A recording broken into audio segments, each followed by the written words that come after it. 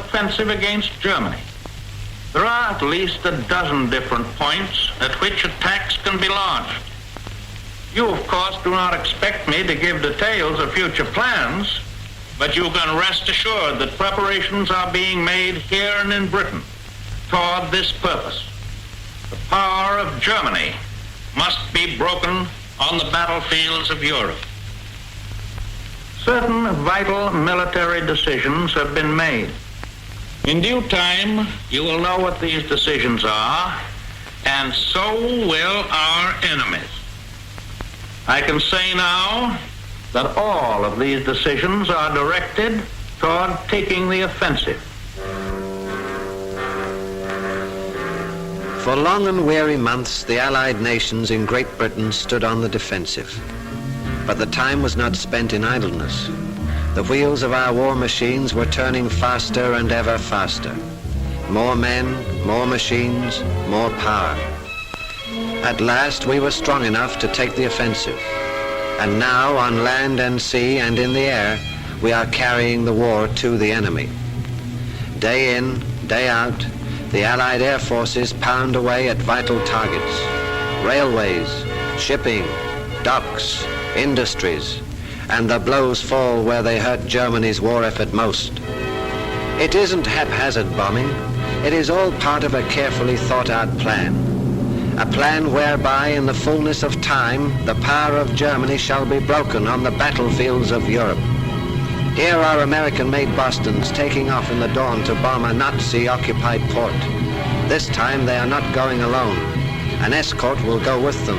Spitfires piloted by the men of Fighting France.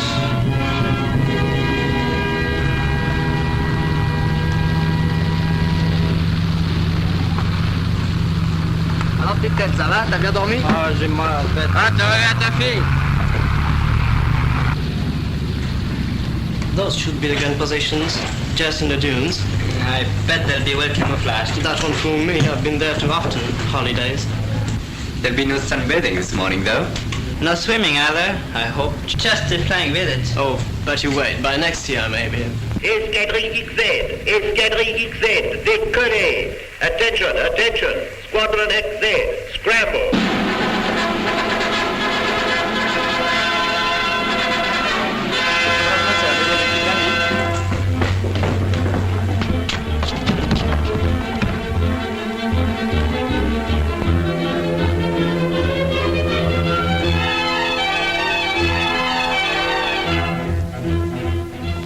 In the hearts of these loyal Frenchmen there burns a deadly hatred of the Nazi invader. They have seen the humiliation of their country under the swastika. Like many others of the great disinherited, Poles, Czechs, Dutch, Norwegians, Greeks, Belgians, and Yugoslavs, they look forward to the day of liberation, the day when their lands shall be cleansed of the foul contamination of the Hun.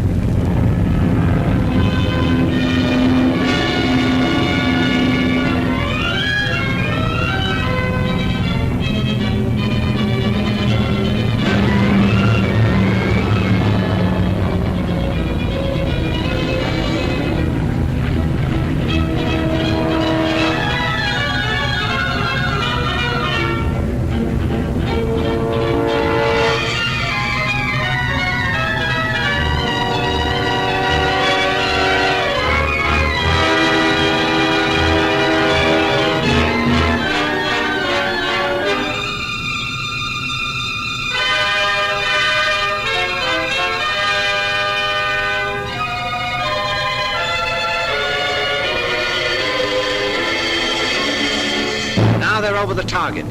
Bombs start to fall, as they fell yesterday, as they will certainly fall tomorrow. And as they burst on the occupied port, preparations are nearing completion for something bigger.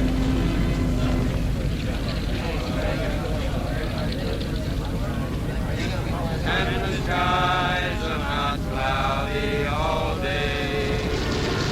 Oh, the rain, where the deer and the antelope play, where seldom is heard a discouraging word, and the skies are not cloudy all day. Hi, fellas. Here's your birdseed for Hitler. Come and get it. Okay, Johnny, get the lead out. The boys are waiting in the briefing room. What you mean get the lead out? I donated all my lead last week to the war cause. Well, shake it up then. Shake it up. Extension 200. Lieutenant Butler? Sir, the air crews reported to the briefing room.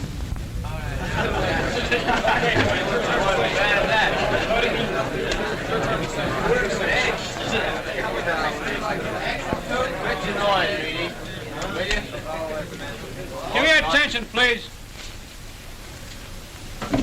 Well, boys, if this raid is successful, it'll give Jerry a pretty big headache. So I'm counting on everyone to be especially on their toes. And remember, boys, this target is so important that near misses won't count. We've got to score direct hits to accomplish our purpose.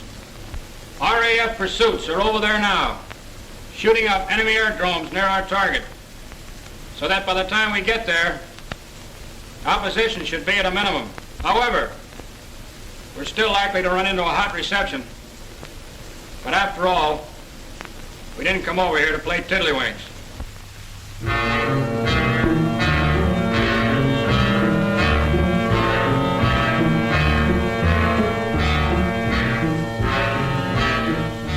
The crews arrive at dispersal points.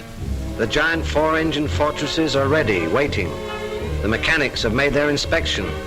Their pride in the aircraft is as great as the men who fly them, for they know that the lives of the crews are in their hands. Already, these flying fortresses have written fresh chapters in the history of air warfare. Their coming opened a new phase in daylight bombing on a heavy scale. Well named, they are indeed fortresses of the air. Flying in close formation, they bring to bear a deadly, devastating fire. The enemy has learned this to his cost.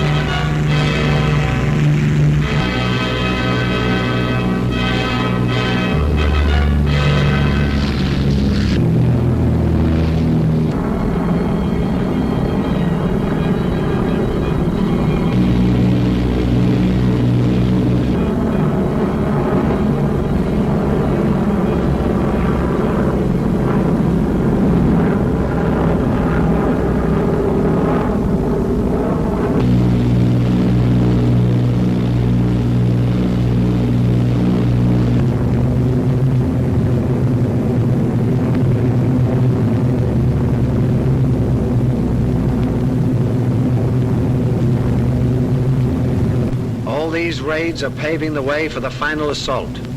But other preparations are afoot. Preparations just as important as the smashing of enemy war industries. Side by side with the Allied air forces, the Army too is preparing. Here are a few of our paratroops training. This youngest branch of the British Army has already proved its worth in battle. In the North African campaign, paratroops did valuable work in the seizing of enemy airfields. This specialized, strenuous job calls for men of fine physique. They must be able to think and act quickly. They must have courage, initiative, enterprise.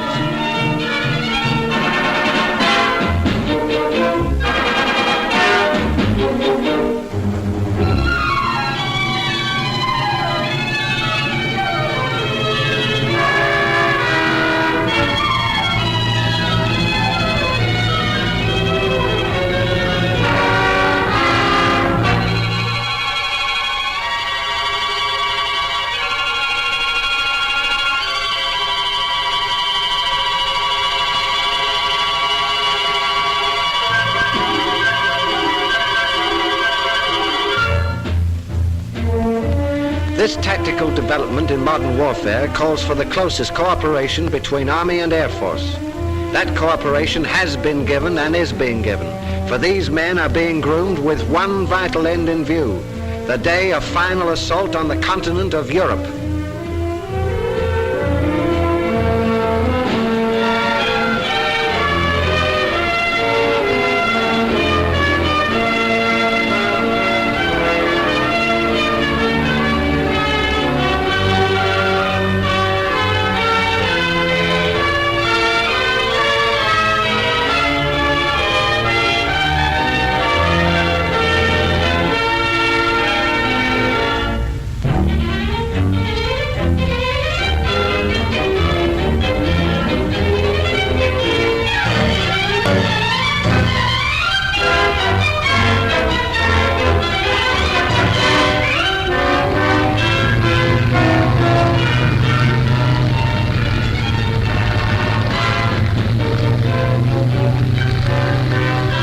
Hitler has said that his fortress of Europe is impregnable. Here is one of our answers to this boast. These men, when the time comes, will smash the locks of that fortress. They will open the gates for the armies of liberation to march in. Day by day, the numbers of this airborne army are increasing. More men, more machines, more power.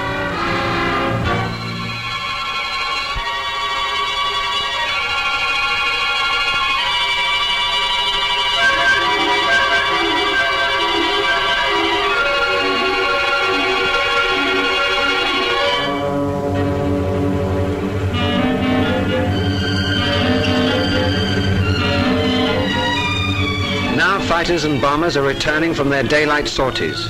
Behind them, they have left destruction and the promise of more to come. They skim over the waves towards the shores of Britain, towards a well-earned rest. But though they rest, the attack goes on. Night bombers are ready to take over. The peoples of Germany and Italy are in for another sleepless night.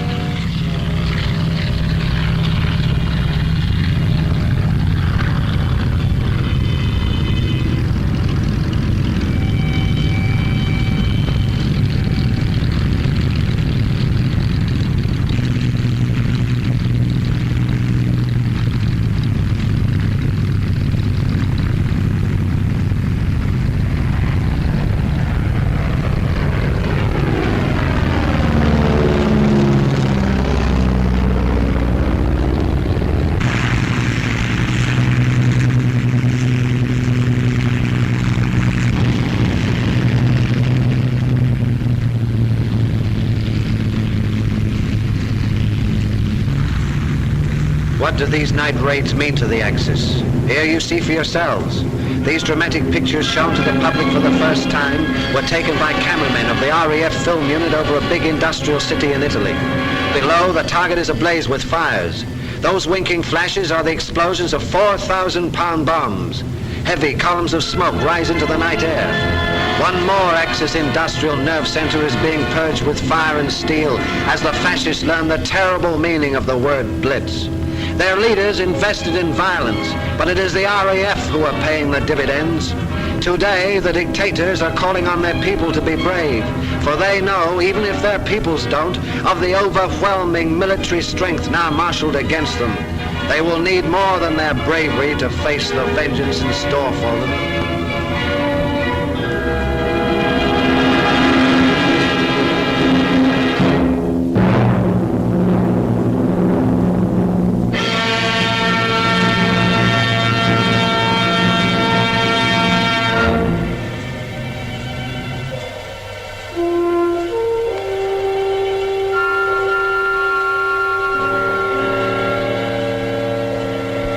now the bombers come home.